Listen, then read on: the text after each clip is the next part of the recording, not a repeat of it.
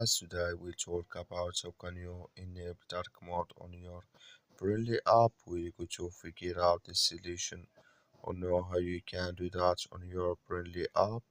So all you have to do, so you just go down, click here on profile down here. We just click here on profile.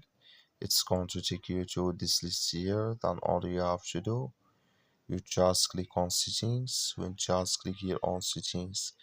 It's going to show for you a list like this here. Then all you have to do, just click here on theme.